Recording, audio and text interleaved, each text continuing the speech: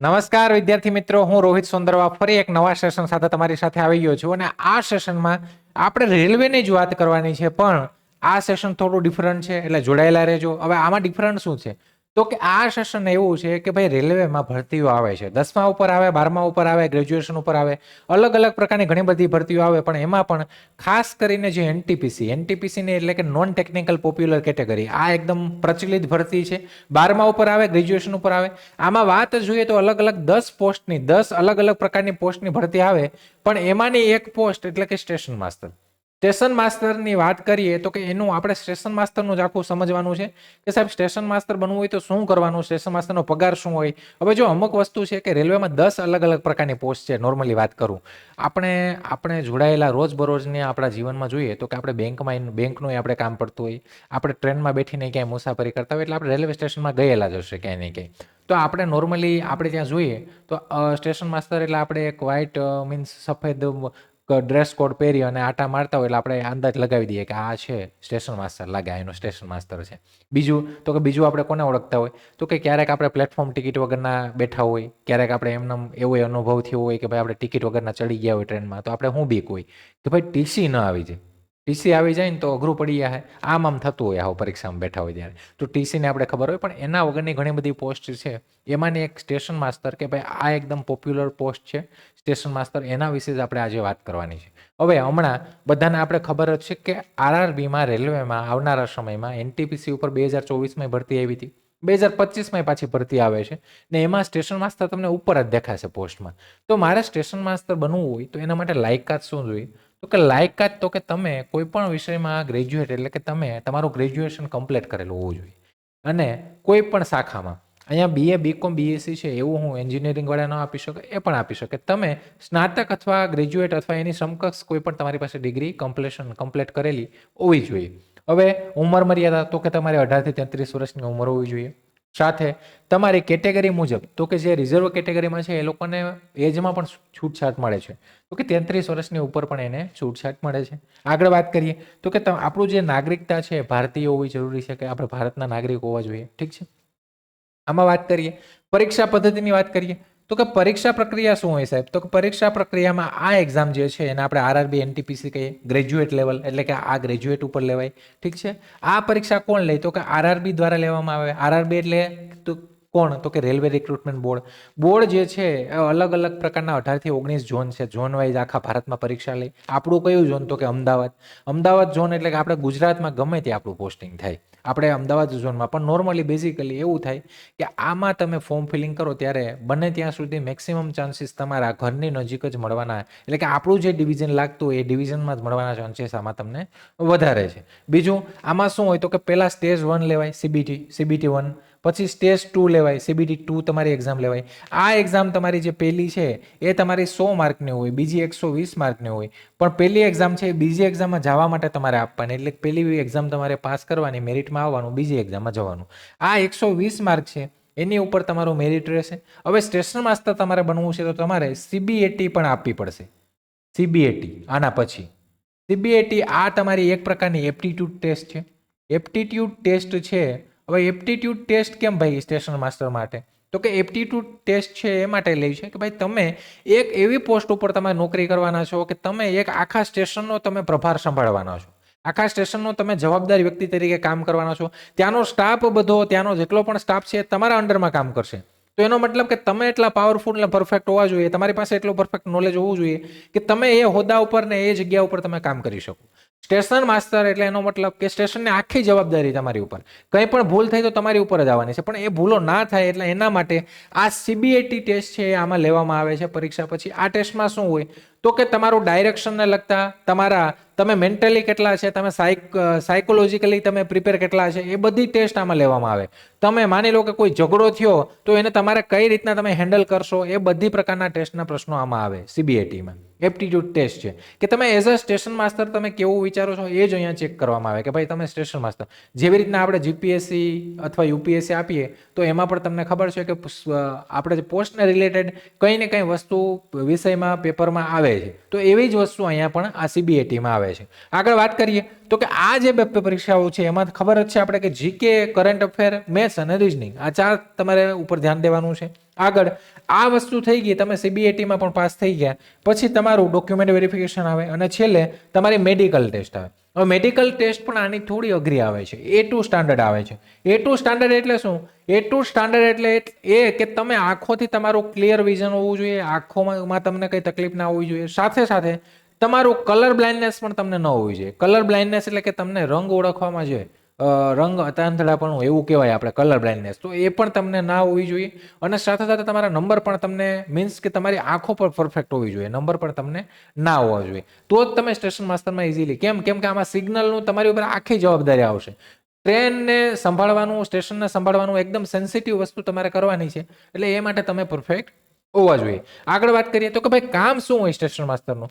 તો સ્ટેશન માસ્ટરનું કામ એવું હોય કે ભાઈ ટ્રેનોની જે આવન જવાનું એનું નિયંત્રણ રાખવું. સ્ટેશન માસ્ટર જે ટ્રેન આવે જાય એનું નિયંત્રણ રાખવાનું. બીજી વસ્તુ, સિગ્નલ ટ્રેકની સલામતી સુનિશ્ચિત કરવી. તો કે ભાઈ સિગ્નલ અને ટ્રેક છે એની સલામતી એને ચેક કરવી પડે, એનો નીચે સ્ટાફ હોય તો એનું પણ રેગ્યુલરલી ફોલોઅપ લઈ અને એ ચેક કરવી પડે. સાથે કે કંઈ દુર્ઘટના ના બને એટલે અન્ય સ્ટાફ, ગાર્ડ, ડ્રાઈવર સાથે સંકલન કરવું. તો કે ભાઈ જે બી સ્ટાફ જોડાયેલો છે એની સાથે સતત સંપર્કમાં રહેવું પડે. કેમ કે કંઈ પણ ભૂલ થશે સ્ટેશન અથવા એના એરિયા રિલેટેડ, તો એ બધી ભૂલની જવાબદારી કોને ઉપર આવશે? સ્ટેશન માસ્ટર ઉપર જ આવશે. સાથે રિપોર્ટ અને દૈનિક રેકોર્ડ તૈયાર કરવો. તો કે તમારે રિપોર્ટ એ બનાવવાનો અને ડેલીનો જે રેકોર્ડ હોય એ પણ તમારે તૈયાર કરવાનો. મુસાફરોની સલામતી અને ટ્રેન ટાઈમિંગ્સનું ધ્યાન રાખવું. તો કે ભાઈ મુસાફરો જે પણ છે એની સૌથી મોટી આ વસ્તુ છે કે ભાઈ ટ્રેન છે, કંઈ પણ ઇન્સિડન્ટ થયો તો કોણ? તો કે મુસાફરી કરવાવાળા જે મુસાફરો છે એને તકલીફ થાય તો એની સલામતી છે એને પ્રાયોરિટી આપવાની છે, અને ટ્રેનનું શિડ્યુલ છે એ પણ એને મેન્ટેન કરવાનું છે. કામ કેટલા કલાકનું હોય? તો કે ભાઈ આ જે પેલું કહેવાય ને કે સાહેબ આ પોસ્ટનો ડિસએડવાન્ટેજ શું? તો આમાંનો એક ડિસએડવાન્ટેજ પણ અહીંયા તમને દેખાશે કે આ જે પોસ્ટ છે એમાં તમારે શિફ્ટ સિસ્ટમ મુજબ કામ કરવાનું હોય. તો કે તમારે ડેમાંય કામ કરવાનું, નાઇટમાંય કામ કરવાનું આવે. 8 થી 12 કલાકનું હોય. નોર્મલી 8 કલાકની 3 શિફ્ટ હોય, પણ ક્યારેક એવું હોય કે ક્યારેક કામ હોય તમારે વધારે ટાઈમે રોકાવવું પડે, નાઇટમાં તમારે 12 કલાકે કરવું પડે, તો તમારે ડે નાઇટ શિફ્ટમાં તમારે અહીંયા કામ કરવું પડે એઝ અ સ્ટેશન માસ્ટર. બીજું તમારું રિલીવિંગ તરીકે માની લો કે તમે કોઈ એવા રિમોટ એરિયામાં છો કે ભાઈ રૂરલ એરિયામાં છો. આપણે ઘણા સ્ટેશન માસ્ટર આપણે ગુજરાતમાં જોઈએ તો કે ગામડાના એરિયામાં ઘણી જગ્યાએ સ્ટેશનો છે, તો ત્યાં સ્ટેશન માસ્ટર શું એક જ સ્ટેશન માસ્ટર 24 કલાક કામ કરે? ના, એવું ના હોય. ત્યાં જે સ્ટેશન માસ્ટર હોય 3 સ્ટેશન માસ્ટર હશે, અથવા ત્યાં 2 તો સ્ટેશન માસ્ટર હશે જ, એકનો રિલીવિંગ એક હશે. સમજાણું? એટલે 12 કલાકની ડ્યુટી પણ આવી શકે. ઇમરજન્સી પરિસ્થિતિમાં વધારાનું કામ પણ શક્ય છે. પગાર શું હોય? તો કે ભાઈ આનો 35,400 બેઝિક છે. આ લેવલ 6 ની પોસ્ટ છે. લેવલ 6માં આ પોસ્ટ આવે. લેવલ 6 ની પોસ્ટ 35,400 બેઝિક. હવે આ 35,400 જે બેઝિક છે એમાં તમારું ટી આવે, ઠીક છે, ટ્રાવેલિંગ એલાઉન્સ, તમે ક્યાંય ટ્રાવેલ કરો તો એનું તમને એલાઉન્સ મને, ડીએ તમને મળે, ડરનેસ એલાઉન્સ, ઠીક છે. તો એની સાથે સાથે એચઆરએ મળે, હાઉસ રેન્ટ એલાઉન્સ તમને મળે. એની સાથે સાથે નાઇટ ડ્યુટી તમે કરી હોય તો એનું પણ તમને એલાઉન્સ મળે. અને આ બધા જે એલાઉન્સ મળતા એટલે મીન્સ આ 4 એલાઉન્સ છે એ આમાં પ્લસ થાય. આ 4 એલાઉન્સ આમાં પ્લસ થાય એટલે એનો મતલબ કે તમારી જે મંથલી સેલેરી છે એ 55,000 થી 65,000 ની રેન્જમાં તમારી બને. સ્ટાર્ટિંગ તમે જ્યારે જોબમાં લાગો ત્યારે, તમે જોબમાં લાગો એટલે તમારી કેશ ગ્રોસ સેલેરી છે એ 55,000 થી 65,000 બને. આમાંથી તમારું પીએફ છે, ઇન્કમ ટેક્સ છે, પ્રોફેશનલ ટેક્સ છે, એવું માનીને ચાલો કે 10-12% જેવું એમાઉન્ટ કટ થાય. તમારી જે ગ્રોસ સેલેરી હોય એમાંથી 10 થી 15%ની રેન્જમાં તમારું એમાઉન્ટ છે એ કટ થાય. ઠીક છે. હવે આનો ગ્રેડ પે, તો કે આ 4200 ગ્રેડ પે છે. કોના માટે? તો કે લેવલ 6 ની પોસ્ટ માટે. તો કે તમે જ્યારે લાગો ત્યારે તમારો લેવલ 6 પ્રમાણે H7 CPC, તો એ પ્રમાણે તમારો 4200 ગ્રેડ પે હોય આમાં. કેમાં? તો કે સ્ટેશન માસ્ટરમાં. સાથે તો કે આ એલાઉન્સ મળે તમને શું? તો કે ફ્રી રેલવે પાસ મળે તમને, પીએફ ની સુવિધા તો મળે જ છે બધાને, provident fund, free railway pass મળે, અઢળક સુવિધાઓ, અઢળક લાભો મળે તમને રેલવે તરફથી. તમને મેડિકલ સર્વિસમાં એના માટે પણ તમને પેલું મળે, મેડિકલ માટે પણ તમને શું કહેવાય કે ઇન્સ્યોરન્સ ક્લેમ મળે. સાથે સાથે તમને આ ફ્રી રેલવે પાસ, પીએફ મળે.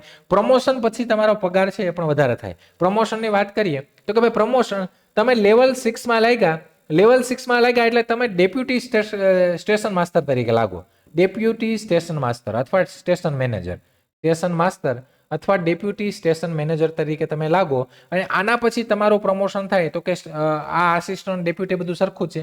પછી તમે સ્ટેશન માસ્ટર એટલે કે લેવલ 6માંથી તમે લેવલ 7માં જાઓ એટલે લેવલ 7માં તમે તમારું પ્રમોશન ક્યારે થાય તો કે લેવલ 6 થી 7માં પહોંચતા તમારે 5 થી 10 વર્ષનો ટાઈમ લાગે, 5 to 10 years. આ 5 થી 10 વર્ષ જેવો તમારો ટાઈમ લાગે. એ ટાઈમમાં તમે લેવલ 6 માંથી લેવલ 7 માં જાઓ. અહીંયા તમારો ગ્રેડ પે, અહીંયા આપણે આગળ જોયો ગ્રેડ પે કેટલો હતો કે અહીંયા તમારો 4200 હતો, અહીંયા તમારો ગ્રેડ પે છે એ 4600 થાય.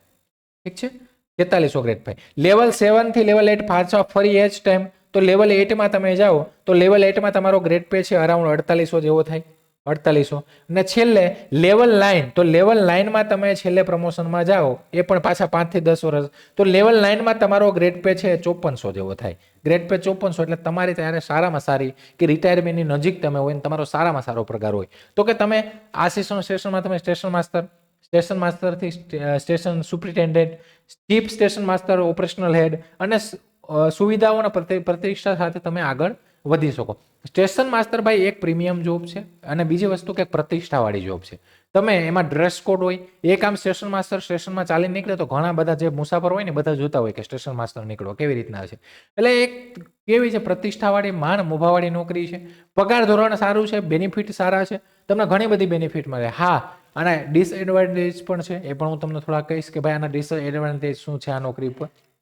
બીજી વસ્તુ, સ્ટેશન માસ્ટર બનવું એટલે કે તમને માન મળે, સાથે સાથે તમને જવાબદારી મળે અને એક સ્થિરતા પણ મળે તમને સ્ટેશન માસ્ટર બનવા એટલે કે માન, જવાબદારી પ્લસ સ્થિરતા. સપના જોવા, હવે માની લો કે મારે સ્ટેશન માસ્ટર બનવું છે એના હું સપના જોઉં છું, પણ સ્ટેશન માસ્ટર બનવાના સપના જોવાથી કઈ વસ્તુ ન થાય ભાઈ.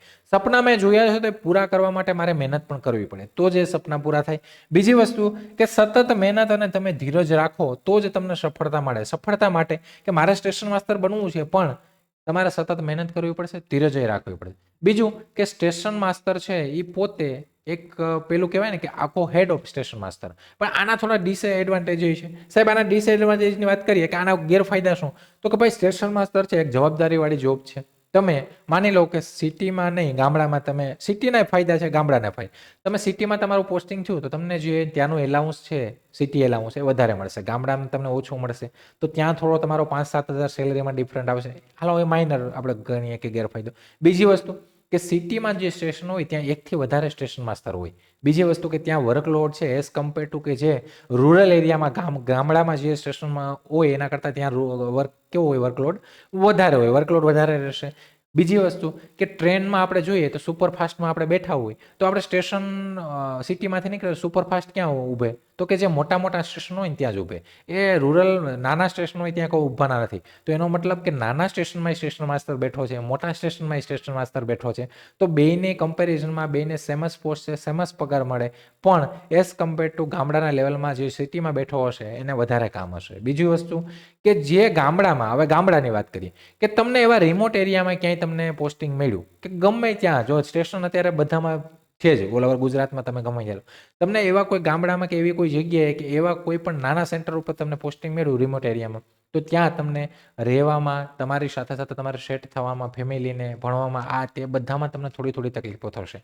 બીજી વસ્તુ તો કે ત્યાં સ્ટાફ ઓછો હશે અને બીજી રિલીવિંગ તમારો 1 થી 2 જ હશે, એટલે તમને રજામાંય તકલીફો પડશે. તમારે રજા ઉપર જવું, તહેવારમાં રજા ઉપર જવું, રિલીવિંગમાં જવું, ટ્રેન તો બંધ નથી થવાની ભાઈ, ટ્રેન તો દરરોજ ચાલુ રહેવાની છે, તો રિલીવિંગમાં તકલીફ થશે, તમને રજાઓમાં તકલીફ થશે નાના સેન્ટર ઉપર.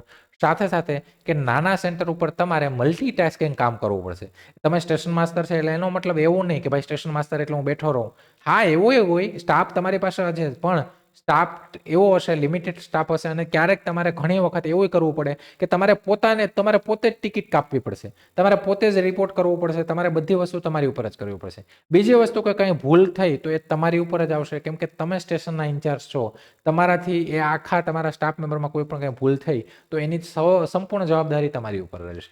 તો થોડી જવાબદારીવાળી પોસ્ટ છે, એટલે હું કહું છું કે ભાઈ સીસીટીએસ કોમર્શિયલ કમ ટિકિટ સુપરવાઇઝર આ બેસ્ટ જોબ છે, કેમ કે આનો સુપરવાઇઝિંગ લેવલનું કામ છે. આ પણ શિફ્ટ વાઇઝ હોય છે, આને થોડા ગેરફાયદા, પણ as compare to station master આ જોબ પણ સારી છે. આ પણ લેવલ 6માં જ છે, આનું બેઝિક કેટલું છે 35,400 છે, બંનેની સેલેરી સેમ જ છે. તો સ્ટેશન માસ્ટર તમારે બનવું હોય તો આ સ્ટેશન માસ્ટર માટે આ બધી વસ્તુ તમારા ફાયદા છે. પગાર ધોરણે તમારું સ્ટાર્ટિંગમાં 55,000 થી 65,000 છે, એટલે કે તમારી પાસે ફાયદાના અઢળક છે અને થોડા ગેરફાયદા છે એ પણ મેં તમને કહી દીધા. હવે સાહેબ તૈયારી કેવી રીતના કરવી, તૈયારી કરવી હોય તો તમારે આરઆરબી એનટીપીસી સિલેબસ મુજબ તમારે સ્ટડી પ્લાન બનાવવો પડશે. હમણાં રિસેન્ટલી 2024માં પરીક્ષા લેવાની, તો એ પ્રમાણે તમારે પ્લાનિંગથી ચાલવું પડશે. આ વર્ષે સેશન માસ્ટરની પણ થોડી જગ્યાઓ છે. બીજું કે મેથ્સ અને રિઝનિંગ છે એ તો મેન છે ભાઈ, આમાં એની દૈનિક એટલે કે દરરોજ પ્રેક્ટિસ કરવી પડશે. કરંટ અફેર અને જીકેની પણ અપડેટ રાખવી પડશે, કેમ કે આ 3 જ સબ્જેક્ટ છે મેન. મોક ટેસ્ટ આપતા રહો અને પ્રીવિયસ પેપર સોલ્વ કરો, જેથી તમને પેટર્ન ખબર પડશે, તમારી સ્પીડ એક્યુરેસી બધી મેન્ટેન થશે. સ્ટડી રૂટીન બનાવો, મિનિમમ 4 થી 5 કલાકનો તમારે ડેલી મહેનત કરવી પડશે, કેમ કે આમાં આપણે કલેક્ટર નથી બનવાનું ભાઈ, આપણે સેશન માસ્ટર બનવાનું છે. એટલે 4 થી 5 કલાકની મહેનત તમારે ડેલી કરો તો પણ ચાલે. સાથે હવે જે લોકો રેલવેની તૈયારી કરે છે, જે લોકોને તૈયારી કરવી છે, અઢળક પોસ્ટો છે, એટલે અઢળક એટલે ઘણી બધી પોસ્ટો છે, અને એમાં પણ તમારે સ્ટેશન માસ્ટર અથવા કોઈ પણ આપણો કોઈનો એવો ટાર્ગેટ હોય કે ભાઈ એવું જોઈએ નહીં ભાઈ, ખપે તો ખાકી જ ખપે, તો એનો મતલબ પોલીસમાં જ જાઉં, સમજાણું, બીજે ક્યાંય નહીં. તો અમુકનો એવો પણ ટાર્ગેટ કે જવું તો ગ્રુપ ટીમાં જ જાઉં. 1-2 મિત્રો, વિદ્યાર્થી મિત્રો જોડે મારે રિસેન્ટલી વાત થઈ, એ કે સાહેબ મારે ગ્રુપ ટીની જ તૈયારી ચાલુ છે, ગ્રુપ ડી જ કરવી છે. તો એવી રીતના સ્ટેશન માસ્ટરનો અમુકનો ગોલ હોય કે મારે બનવું તો સ્ટેશન માસ્ટર જ બનવું. તો એવું નહીં કે ભાઈ પણ સંપૂર્ણ રેલવેની તમારે તૈયારી કરવી હોય તો એના માટે અમે એનટીપીસી જે બેન્ચ છે, આ સ્માર્ટ બેન્ચ છે, તમને માત્ર 699 રૂપિયામાં, અને જે લોકો ગ્રુપ ડીની તૈયારી કરે છે એના માટે આ બેન્ચ માત્ર 499 રૂપિયામાં, એકદમ નજીવી કિંમતમાં, એટલે એકદમ અફોર્ડેબલ પ્રાઇસમાં આ બેન્ચ મળે છે. કે આવો ખર્ચો તો આપણે જ્યાં ત્યાં કરી નાખતા હોય, તો એમાં આપણે તૈયારી કરવાની છે. તો આ તમારે કોર્સમાં જોઈન થવું હોય તો તમારા બધા કવર વિષય થશે, સાથે સાથે તમને બધું મટીરિયલ મળશે. આમાં જોઈન થવા માટે તમારે અમારી એપ્લિકેશન પ્લે સ્ટોરમાંથી લક્ષ્યમ એપ્લિકેશન ડાઉનલોડ કરવાની છે, ત્યાંથી તમે જોઈન થઈ શકો, અથવા તમે અમારા હેલ્પલાઇન નંબર ઉપર કોલ કરીને પણ જોઈન થઈ શકો. RS10 આ કોડનો તમે જ્યારે એકેડેમીની આપણી એપ્લિકેશન ડાઉનલોડ કરો, કોર્સ બાય કરો, ત્યારે RS10નો તમે ઉપયોગ કરશો તો તમને એમાં એડિશનલ ડિસ્કાઉન્ટ મળશે. તમને હજુ પણ કંઈક ક્વારી કે કંઈ પણ હોય તો આ હેલ્પલાઇન નંબર છે એ તમારા માટે જ રાખ્યા છે, તમે કોલ કરી શકો, અને કંઈ પણ ક્વારી હોય તો તમે જણાવી શકો છો. ઠીક છે, તો આ એક સારી વસ્તુ છે, સારી ઓપોર્ચ્યુનિટી છે, આપણી સામે ભરતી આવે છે, એના માટે તો કે તૈયારી કરવી જોઈએ. ઠીક છે, આપણે આવનારા ભવિષ્યમાં આપણો ટાર્ગેટ શું છે કે આપણી પાસે કોઈને કોઈ ગવર્મેન્ટ જોબ હોવી જોઈએ. તો અહીંયા રજા લઉં છું. અહીંયા આજનું જે આ સેશન છે આપણે એટલું રાખીએ છીએ. ફરી કોઈ નવા ટોપિક, નવા લેક્ચર સાથે મળશું. ત્યાં સુધી રજા લઉં છું. જય હિન્દ, જય ભારત.